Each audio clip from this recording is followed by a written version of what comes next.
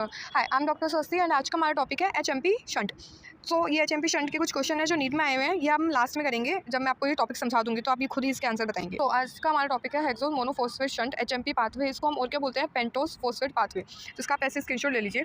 सो इसको हम HMP pathway क्यों बोलते हैं, क्योंकि ये मोनोफॉस्फेट देता है। बाकी आपने ग्लाइकोलाइसिस वगैरह में देखा होगा बिसफॉस्फेट होता है, ये सिर्फ मोनोफॉस्फेट देता है। और पेंटोस फॉस्फेट पाथवे क्यों बोलते हैं, फॉस्फेट पाथवे आपको समझ में आ गया, बट पेंटोस क्यों बोलते हैं, क्योंकि जब आप ऑक्सीडेटिव फेस पढ़ेंगे, इसको आगे समझेंगे, तो एक पेंटोस शुगर देता है ये, तो उसको हम पेंटोस पाथवे बोलते हैं, इसलिए हम इसको पेंटोस फॉस्फेट पाथवे बोलते हैं। और इसका ये क्यों लिखा मैंने कि do not produce ATP, do not need ATP, क्योंकि ना तो इसको एटीपी की नीड होती है, ना तो एटीपी प्रोड्यूस करता है। हमने जितनी भी साइकिल पढ़ी है, क्रैब साइकिल हो गई, ग्लाइकोलाइसिस हो गया, बाकी हम जितनी भी आगे पढ़ेंगे सब में एटीपी की नीड भी होती है, एटीपी यूटिलाइज भी होता है, एटीपी जनरेट भी होता है, जैसे कि आपने ग्लाइकोलाइसिस में पढ़ा था। तो ये आपका एमसीक्यू पॉइंट हो गया कि एटीपी की रिक्वायर्ड कहाँ नहीं होती और एटीपी कहाँ प्रोड्यूस नहीं होता, एचएमपी पाथवे में। तो एचएमपी पाथवे फिर किस लिए होता है, एचएमपी पाथवे जो होता है वो फॉर्मेशन करता है एनएडीपीएच एंड पेंटोस। तो एनएडीपीएच क्या होता है, एनएडीपीएच है, ये एनएडीपी नहीं, एनएडीएच नहीं है। एनएडीएच क्या होता है कि वो तो 2.5 एटीपी दे देता है, पर ये एनएडीपीएच है, एनएडीपीएच है, ये एटीपी नहीं दे रहा है। तो इसका काम क्या होता है कि formation of the fatty acid steroid it's phagocytosis help in the detoxicate of the drug. तो फैटी एसिड करता है, स्टेरॉइड की फॉर्मेशन में हेल्प करता है, फैगोसाइटोसिस करता है ड्रग का। और क्या करता है, maintain of the RBC, maintaining RBC and membrane integrity, ये हम आपको आगे बताएंगे मेम्ब्रेन इंटीग्रिटी को वो कैसे मेंटेन करता है। फिर आता है पेंटोस। पेंटोस का काम क्या होता है कि आरएनए डीएनए का सिंथेसिस, ये तो आपको पता ही है।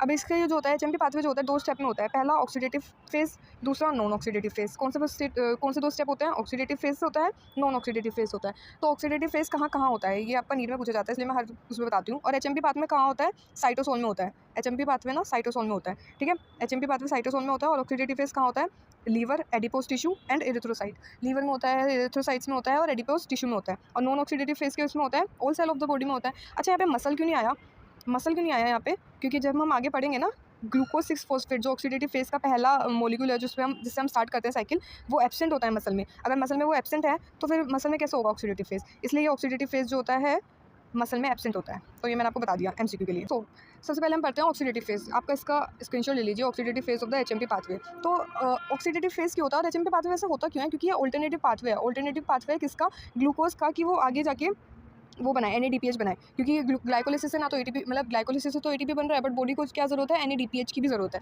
तो इसलिए ये ऑल्टरनेटिव पाथवे ले लेता है। तो कहाँ से लेता है वो, ग्लूकोज से क्यों नहीं स्टार्ट होता। आपके मन में ये आ रहा होगा ना कि ग्लूकोज से क्यों नहीं एचएमपी पाथवे स्टार्ट हो रहा है, तो मैं आपको ये बताती हूँ क्यों। सो एचएमपी पाथवे जो है ग्लूकोज से इसलिए स्टार्ट नहीं हो रहा है क्योंकि ग्लूकोज को जो है फॉस्फोराइलेटेड होना पड़ता है ग्लूकोज 6 फॉस्फेट में। क्या होना पड़ता है, ग्लूकोज को ग्लूकोज 6 फॉस्फेट में कन्वर्ट होना ही पड़ता है। जैसे हमने ग्लाइकोलाइसिस में देखा था कि ग्लाइकोलाइसिस में हमने देखा था कि किससे कन्वर्ट हो रहा था, in the presence of glucokinase and hexokinase enzyme. इन दोनों में मैंने डिफरेंस भी आपको बता दिया था कि क्या होता है। तो ग्लूकोज को पहले ग्लूकोज 6 फॉस्फेट में कन्वर्ट ही होना पड़ेगा, किसी भी रिएक्शन में, किसी भी मेटाबॉलिक प्रोसेस में उसको एंटर अगर करना है तो उसको पहले फॉस्फोराइलेटेड होना ही पड़ेगा। तो इसलिए ग्लूकोज जो है डायरेक्ट पार्टिसिपेट नहीं करता है, वो पहले अपने सिपाही को भेजता है ग्लूकोज 6 फॉस्फेट को, कि वो आगे जाए और आगे की मेटाबॉलिक प्रोसेस में वो पार्टिसिपेट करे। The formation of the glucose 6 phosphate is a locking mechanism by which glucose is kept within the cell. एक लॉकिंग मैकेनिज्म है, मतलब ग्लूकोज को ना अपने में लॉक कर लेता है वो। और फिर मतलब एक होता है ना कि सिपाही, मतलब राजा खुद तो लड़ने जाता नहीं है, तो अपने सिपाही को भेजता है, लेकिन वो प्रेजेंट क्या कर रहा होता है, वो तो राजा को प्रेजेंट करना होता है। तो इसलिए ग्लूकोज 6 फॉस्फेट जो है ग्लूकोज को ही प्रेजेंट कर रहा होता है, बट वो खुद नहीं जाता है, ग्लूकोज 6 फॉस्फेट को भेजता है ऑक्सीडेटिव फेज पे। सो ऑक्सीडेटिव फेज कहाँ से शुरू होता है, ऑक्सीडेटिव फेज स्टार्ट होता है ग्लूकोज 6 फॉस्फेट से। ग्लूकोज 6 फॉस्फेट से ऑक्सीडेटिव फेज स्टार्ट होता है। तो ऑक्सीडेटिव फेज जो है किसमें, मतलब ग्लूकोज 6 फॉस्फेट जो है किसमें कन्वर्ट होता है, 6 फॉस्फोग्लूकोनोलैक्टोन में। 6 फॉस्फोग्लूकोनोलैक्टोन में वो कन्वर्ट होता है इन the presence of simple glucose 6 phosphate dehydrogenase की हेल्प से वो कन्वर्ट हो जाता है पीजीएल में। जैसे कि मैंने आपको ग्लाइकोलाइसिस में अगर आपको याद होगा ना, तो मैंने एक बहुत अच्छा निमोनिक बताया था आपको कि एक लड़की है वो पीजी करना चाह रही है, 3 बार पीजी करती है, 2 बार करती है, फिर वो थक जाती है, ऐसे समथिंग कुछ बताया था। मैं ज़्यादा निमोनिक नहीं बनाती हूँ, मैं एक ही निमोनिक में ही सारा वो याद कर लेती हूँ, क्योंकि बार बार निमोनिक करना ना बेशक फर्स्ट ईयर के लिए सही होगा, बट पीजी में जब हम जाते हैं ना, जब हम नीट का पेपर दे रहे होते हैं, तो हमें ना निमोनिक याद नहीं आते हैं, तो हम एक से ही सारा निमोनिक बना लेते हैं, तो मेरे लिए ईजी रहता है चीज़ों को याद करना। तो इसलिए हम पीजीएल से हम उसको याद कर लेते हैं कि पीजीएल। अगर यहाँ पे एल है ना, तो यहाँ पे ए याद कर लीजिए, क्योंकि पीजीएल, ये क्या हो गया, पीजीएल, और ये हो गया पीजीए। ठीक है, पीजी आपको याद रहेगा। ग्लाइकोलाइसिस के प्रोसेस में हमने ग्लूकोज 6 फॉस्फेट हो गया, पीजीएल हो गया, पीजीए हो गया, तो आप एल और ए आप ऐसे याद कर लीजिए, ला, ठीक है, ला, सिंपल, पीजीएल पीजीए।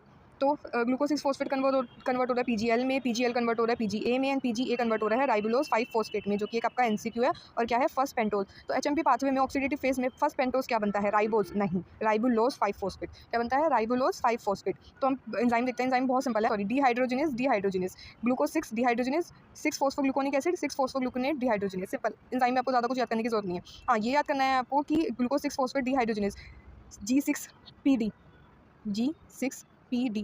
ये आपको याद करना है। शॉर्ट फॉर्म G6PD क्या है? फर्स्ट रेट लिमिटिंग स्टेप है, MCQ। First rate limiting step क्या है? ग्लूकोज 6 फॉस्फेट डिहाइड्रोजनेज है, और ये क्या बना रहा है? NADPH। पहला हमारा NADPH हमें मिल गया। फिर ये जो है ग्लूकोनोलेक्टोन जो है फिर कन्वर्ट हो रहा है, मतलब किसके एंजाइम के? हाइड्रोलेज एंजाइम की हेल्प से वो कन्वर्ट हो रहा है PGA में। PGA में वो कन्वर्ट हो रहा है। और मतलब हाइड्रोलेज मतलब क्या होता है कि H2O वो रिलीज़ कर रहा है, ठीक है, सिंपल H2O वो रिलीज़ कर रहा है। तो यहाँ पे आपको सिर्फ 6 याद करना है, 6PG। जैसे मैंने वहाँ पे आपको याद करवाया था कि 3PG 2PG, इसलिए यहाँ पे आपको याद करना है 6PG 6PG PGL PGA, simple, ठीक है। यहाँ पे भी डिहाइड्रोजनेज एंजाइम आ गया, कुछ नहीं। और यहाँ पे भी क्या बन रहा है हमारा? NADPH। तो 2 बार NADPH बन गया और 2 बार डिहाइड्रोजनेज एंजाइम का हमारा यूज़ हो गया और फर्स्ट पेंटोज हमारा बन गया। 4 स्टेप में ये प्रोसेस खत्म हो गई है और आपको याद भी हो गई है।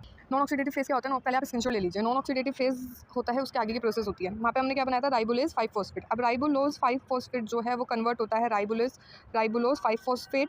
एपीमरेज आ गया, एपीमरेज आ गया तो जाइलोलोज 5 फॉस्फेट में कन्वर्ट हो गया, और आइसोमरेज आ गया तो राइबोज 5 फॉस्फेट। अब आपको पता होगा आइसोमरेज का मतलब क्या होता है, क्योंकि वो सेम में कन्वर्ट हो रहा है, भाई भाई कन्वर्ट हो रहे हैं आपस में, तो इसलिए राइबोज में कन्वर्ट हो रहा है, एक भाई दूसरे भाई में कन्वर्ट हो रहा है, ऐसे याद कर लीजिए। तो इसलिए आइसोमरेज, हमने ग्लाइकोलाइसिस में भी आइसोमरेज पढ़ा था अगर आपको याद हो तो, ठीक है। फिर ये दोनों जो है ये कन्वर्ट हो जाते हैं सिडोहेप्टोलोज एंड ग्लिसरीएल्डिहाइड 3 फॉस्फेट में। ग्लिसरीएल्डिहाइड 3 फॉस्फेट आपको याद होगा, ये ग्लाइकोलाइसिस में भी हमारा बना था, ठीक है। तो उसमें ग्लाइकोलाइसिस का दो एंजाइम निकलते हैं। वहाँ पे हमें क्या मिल रहा है? ऑक्सीडेटिव में हमें NADPH मिलता है, ऑक्सीडेटिव फेज में हमें क्या मिलता है? NADPH मिलता है। तो नॉन ऑक्सीडेटिव फेज में हमें क्या मिलता है? हमें ग्लाइकोलाइसिस की 2 वो मिलते हैं मॉलिक्यूल, ग्लिसरीएल्डिहाइड 3 फॉस्फेट और फ्रक्टोज 6 फॉस्फेट। ये मैं बता रही हूँ आपको। तो हमें क्या मिल रहा है? मतलब नॉन ऑक्सीडेटिव फेज इन दोनों के लिए होती है। और ये किसकी हेल्प से हो रहा है? सबसे पहली बात तो ये ये किसकी हेल्प से कन्वर्ट हो रहा है? ट्रांसकीटोलेज एंजाइम की हेल्प से ही कन्वर्ट हो रहा है। इसको रिक्वायर्ड होता है मैग्नीशियम एंड TPP। ये MCQ है आपका, मैं आगे बताऊंगी MCQ इसका। तो इसकी हेल्प से ही कन्वर्ट होता है, और ये किस में कन्वर्ट होता है? सीडोहेप्टोलोज और ग्लिसरीएल्डिहाइड। फिर ये दोनों जो है कन्वर्ट होता है with the help of transaldolase की हेल्प से erythrose 4 phosphate and fructose 6 phosphate. ये तो मैंने आपको कहानी बता दी कि हाँ ठीक है ये हो रहा है, बट इसको याद करने से करना है। तो 5 सिंपल, जाइलोलोज 5 फॉस्फेट, राइबोज 5 फॉस्फेट। अब इसको जो है ये कन्वर्ट होता है किसमें? सीडोहेप्टोलोज। मैं ना सीडो नहीं बोलती हूँ, मैं सेप्टो बोलती हूँ, क्योंकि मुझे 7 याद रहता है इससे। तो सेप्टो से मुझे 7 याद रहता है, इसलिए मैं इसको सेप्टो बोलती हूँ। और ग्लिसरीएल्डिहाइड तो 3 है, बट आप इसको ऐसे भी याद कर सकते हैं कि 5 में 2 माइनस कर दो तो 3 हो गया, एंड 5 में 2 ऐड कर दो तो 7 हो गया, सिंपल। 5 में 2 ऐड कर देंगे तो 7 हो गया, सीडोहेप्टोलोज 7 फॉस्फेट, और 5 में 2 माइनस कर देंगे तो ग्लिसरीएल्डिहाइड 3 फॉस्फेट, सिंपल। अब ये होता है कि ये कन्वर्ट होना है, तो अब इसमें से 7 माइनस 3 कितना होता है? 4। 7 माइनस 3 4 हो गया, और 3 को ही इंटू कर दो ना आपने, 2 से इंटू कर दिया, फ्रक्टोज 6 फॉस्फेट हो गया, सिंपल। तो ये जो नंबर है ना, ये आप इसको ऐसे याद कर सकते हैं, मतलब प्लस माइनस ये सब बोलेंगे तो 5 सिंपल हो गया, 5 हो गया। फिर सीडोहेप्टोज में क्या हो गया? मतलब सेप्टोहेप्टोज बोलेंगे अगर हम सेप्टोहेप्टोज बोले तो मतलब सीडोहेप्टोलोज में 7 हो गया, ग्लिसरीएल्डिहाइड में 3 फॉस्फेट 2 हो गया, इन दोनों को माइनस कर देंगे 4 आ गया, और फ्रक्टोज 6 फॉस्फेट आपको याद होगा। मतलब आप इसको ऐसे भी याद कर सकते हैं, यहाँ जो बन रहा है ना ये ग्लाइकोलाइसिस का बन रहा है, तो जो आपको साइड में बनेगा ना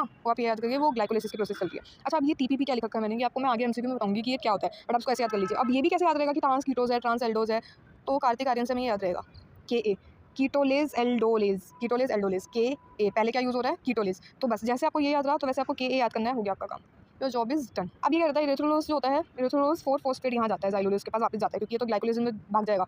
अब अकेला तो ये बचेगा ना, तो ये वापस इसके पास चला जाता है। तो इसके बाद जाने के बाद ये क्या करता है? ये ग्लिसरीएल्डिहाइड 3 फॉस्फेट, फ्रक्टोज 6 फॉस्फेट, सिंपल। मतलब वही चीज़ दोबारा बन रही है, क्योंकि नॉन ऑक्सीडेटिव फेज ग्लाइकोलाइसिस के प्रोडक्ट बनाती है। आई होप आपको बहुत ज़्यादा अच्छे से समझ में आया होगा। मैंने निमोनिक भी बता दिए, याद करने का तरीका भी बता दिया, एंजाइम का याद करने का तरीका भी बता दिया, और ये नंबर कैसे याद करते हैं ये भी बता दिया, क्योंकि मुझे नंबर बहुत जल्दी भूलती थी, इसलिए मैंने आपको ये सब बता दिया। अब हम करते हैं कि इसमें हमें क्या बनता है और कितना बन रहा है। इसमें ATP नहीं बनता है, ATP बनता है? नहीं बनता है। इसमें ATP नहीं बन रहा है। इसमें क्या बनता है? NADPH। क्या NADPH ATP प्रोड्यूस करता है? नहीं। हमने आपको पहले वाली वीडियो में, मतलब सबसे पहले मैंने आपको बताया कि NADPH का काम क्या होता है, fatty acid, steroids and RBC और मेम्ब्रेन की इंटीग्रिटी को मेंटेन करना, वो भी मैं आपको बताती हूँ। तो ये सब होता है। तो ATP नहीं दे रहा है, ये कितने दे रहा है? 2 प्रोडक्ट दे रहा है NADPH के इन ऑक्सीडेटिव फेज में, और 1 CO2 दे रहा है वो नॉन ऑक्सीडेटिव फेज में। भूले तो नहीं ना? भूले हो तो दोबारा पीछे करके देख लीजिए कि हाँ NADPH 2 बन रहा है ऑक्सीडेटिव फेज में, और CO2 बन रहा है नॉन ऑक्सीडेटिव फेज में, CO2। अगर हम 6 साइकिल ऑफ HMP पाथवे की बात करते हैं तो 6 molecules of glucose 6 phosphate and 12 NADPH and 6 CO2, simple 6 से इंटू कर दिया मैंने, और कुछ नहीं कह रहा है। मेम्ब्रेन की इंटीग्रिटी कैसे मेंटेन करना है मैं आपको बताती हूँ, तो इसका आप स्क्रीनशॉट ले लीजिए, ठीक है, हो गया।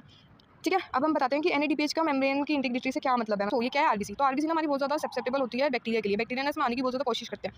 तो ये क्या करता है कि अपना डिफेंस चलाता है, और रिएक्टिव ऑक्सीजन स्पीशीज़ जो होती है होती है, मतलब जो उसको डिफेंस करती है। तो रिएक्टिव ऑक्सीजन स्पीशीज़ क्या करती है? ये क्या करती है? रिमूव कर देती है electron from the bacteria cell wall. Electron को, जो बैक्टीरिया सेल वॉल के इलेक्ट्रॉन है ना, उसमें से सेल वॉल में से बैक्टीरिया के इलेक्ट्रॉन को रिमूव कर देती है, जिससे क्या होता है? बैक्टीरिया जो है किल हो जाता है। बैक्टीरिया अंदर ही नहीं आ पाता, बैक्टीरिया अंदर जा ही नहीं पा रहा है। इलेक्ट्रॉन को जो अट्रैक्ट कर रहा था ना RBC को, मतलब बैक्टीरिया को जो अट्रैक्ट कर रहा था RBC में जाने के लिए, उसको रिमूव कर दिया इसने। तो बस क्या करा इसने? किल कर दिया बैक्टीरिया का। ये बॉडी का डिफेंस है यार। तो अब अगर क्या कहते हैं कि कोई चीज़ एक्सेस में हो जाए तो वो भी खराब है, हम अपने फायदे के लिए यूज़ कर रहे हैं, बट अगर हमारा वो नुकसान कर दे, तो अगर वो ज़्यादा हो जाए तो ये क्या करेगा कि इसी की ही सेल मेम्ब्रेन में से इलेक्ट्रॉन निकालने लग जाएगा, और RBC को ही खा जाएगा। ये तो RBC की सेल को खुद ही खत्म कर देती है। तो हमें तो ये नहीं करवाना, हमें अवॉइड करना है ये। तो कैसे करेंगे? कुछ एंटीऑक्सीडेंट एंजाइम होते हैं जो प्रेजेंट होते हैं, जैसे कैटलेज और ग्लूटाथायोन परऑक्सीडेज। क्या? Glutathione peroxidase. ठीक है, एमसीक्यू। ये एमसीक्यू आपका हो गया। परऑक्सीडेज वो होता है, एंजाइम होता है, ये करता है in order to act it must be in a reduce form. इसको रिड्यूस फॉर्म में प्रेजेंट होना पड़ेगा अगर इसको एक्ट करना है, तभी ये एंटीऑक्सीडेंट एंजाइम है। तो ये रिड्यूस फॉर्म में कैसे होगा, किसके हेल्प से होगा? NADPH। कौन करेगा इसको रिड्यूस फॉर्म में? NADPH करेगा। कौन करेगा? NADPH करेगा। तो एंटीऑक्सीडेंट एंजाइम कौन सा हो गया? Glutathione peroxidase. और इसको किस फॉर्म में होता है? ये होता है रिड्यूस फॉर्म में। कौन करता है इसको रिड्यूस फॉर्म में? NADPH। सिंपल, सारे क्वेश्चन आपके यहीं पर कवर हुए, मोस्ट इंपॉर्टेंट क्वेश्चन आपके कवर हुए। ये कह रहा है कि NADPH जो है इसको रिड्यूस फॉर्म में कर देगा, बट अगर एक पेशेंट में ग्लूकोज 6 फॉस्फेट ही ना हो तो क्या होगा? तो फिर ये रिड्यूस नहीं हो सकता, सॉरी, ये रिड्यूस नहीं हो सकता, जिसको हम बोलते हैं G6PD डिफिशिएंसी। इसका ही एंजाइम ही नहीं है, ये बिल्कुल ही नहीं है, ग्लूकोज 6 फॉस्फेट है ही नहीं, तो ये रिड्यूस नहीं होगा। तो रिजल्ट इन द ROS जो इंक्रीज हो जाएगा और हीमोलाइटिक एनीमिया रहेगा, उस पर्सन को हीमोलाइटिक एनीमिया हो जाएगा। या ब्लड वाले चैप्टर में पढ़ोगे हीमोलाइटिक एनीमिया क्या होता है। इस डिस्कस करते हैं कि पेशेंट को जो है मलेरिया है, डॉक्टर ने क्या करा, उसको एक एंटी मलेरिया ड्रग दे दिया। उसकी हिस्ट्री नहीं पूछी, उसको कोई मेडिकल हिस्ट्री तो नहीं है, बट उस पेशेंट का क्या था? G6PD डेफिशिएंट पेशेंट था वो, मतलब कि उसको पास ये एंजाइम नहीं था। ग्लूकोज 6 फॉस्फेट नहीं होगा तो ग्लूटाथायोन परऑक्सीडेज जो है वो रिड्यूस नहीं होगा। और डॉक्टर ने हिस्ट्री ली नहीं और वो पेशेंट डेफिशिएंट था और उसको दे दी हमें प्रीमाक्विन मेडिसिन दे दी, जो कि ऑक्सीडेंट ड्रग होती है, ऑक्सीडेंट ड्रग है। उसने क्या करा, वो रिड्यूस ही नहीं होगा, ना ये रिड्यूस होगा ना कुछ होगा, तो उसको क्या हो जाएगा? Haemolytic anaemia. तो हमें कुछ चीज़ें अवॉइड भी करनी होती है, इसलिए पेशेंट की हिस्ट्री लेना बहुत ज़्यादा जरूरी होता है। आप क्लिनिकल में जब आओगे तब आप पढ़ोगे। साथ के साथ हम ना सिंड्रोम भी कवर करके चलते हैं। तो वर्निकी-कोर्सकॉफ सिंड्रोम, ये क्या होता है? यही होता है, ये ना जेनेटिक डिसऑर्डर होता है। और हमने क्या पढ़ा अभी? HMP pathway. तो हमने HMP पाथ में सबसे पहला सिंड्रोम क्या पढ़ा? वर्निकी-कोर्सकॉफ सिंड्रोम। तो जब भी ये नाम आएगा ना तो आपको ये वीडियो याद आनी चाहिए, और वीडियो याद आएगी तो कोई भी पता चल जाएगा कि ये जेनेटिक डिसऑर्डर है, HMP पाथवे, HMP शंट से रिलेटेड है। ये क्या होता है कि ना कुछ ना चेंजेस आ जाते हैं ट्रांसक्रिप्टोलेज में, जैसे हमने ये वाला पढ़ा था ना, कार्टिक आर्यन वाला। तो ट्रांसक्रिप्टोलेज में जो होता है कुछ ऑल्टरेशन आ जाता है, जिससे क्या होता है? Reduce affinity with the TPP by 10 folds. TPP की एफिनिटी कम हो जाती है बाय 10 फोल्ड्स। ये 10 भी ना MCQ में पूछा जाता है 10 क्या है। तो हमने ये पढ़ लिया, ठीक है। TPP क्या होता है ये मैं आपको आगे MCQ में ही बताऊंगी, बट ये इसका रोल देख रहे हो आप कि अगर इसमें चेंज हो गया ना तो इसकी रिड्यूस एफिनिटी हो जाएगी 10 टाइम्स। तो ये हो गया आपका क्वेश्चन। इससे सिम्टम्स क्या होते हैं, इससे क्या क्या दिक्कत आती है? सिंड्रोम है तो फिर 2-3 चीज़ों को मिला के होगा, कुछ मेंटल डिसऑर्डर हो जाएगा, लॉस ऑफ मेमोरी हो जाएगा, पार्शियल पैरालिसिस हो जाएगा। So let's discuss the MCQ।